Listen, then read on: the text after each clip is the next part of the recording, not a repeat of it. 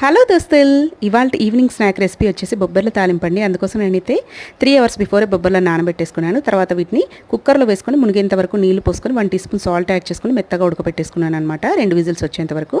తర్వాత పోపుకు కావాల్సిన సామాగ్రి అంతా రెడీ చేసుకున్నాను. ఉల్లిపాయలు, పచ్చిమిర్చి, కరివేపాకు, వెల్లుల్లిపాయ ముక్కలు, శనగపప్పు, మినప్పప్పు, ఆవాలు, జీలకర్ర.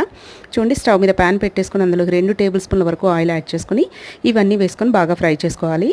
తర్వాత అందులోకి సాల్ట్ యాడ్ చేసుకోవాలి. మనం ఉడకబెట్టేటప్పుడు కాస్త వేసుకున్నాం కాబట్టి చూసుకొని వేసుకోవాలండి సాల్ట్ అయితే. తర్వాత 1/2 టీ స్పూన్ వరకు పసుపును కూడా యాడ్ చేసుకొని అందులోకి మనము డ్రైన్ చేసి పెట్టుకున్న బొబ్బర్లను కూడా వేసుకొని చూడండి ఇలా అంతా బాగా కలిపేసుకొని చివరిగా కొత్తిమీర అలాగే ధనియాల పొడి యాడ్ చేసుకున్నామంటే టేస్టీ బొబ్బర్ల తాలింపు రెడీ అయిపోతుంది. చాలా టేస్టీగా ఉంటుందండి. అలాగే చాలా హెల్దీ అని కూడా చెప్పొచ్చు. పిల్లలకైతే అప్పుడప్పుడు ఇస్తూ ఉండాలన్నమాట. చాలా హెల్దీ అండి. పప్పుకు సంబంధించిన ఏవైనా కూడా ప్రోటీన్ శాతం అనేది ఎక్కువగా ఉంటుందండి. మీ పిల్లలకు కూడా తప్పకుండా ఇలా చేసి పెట్టండి. Thanks for watching. Please subscribe.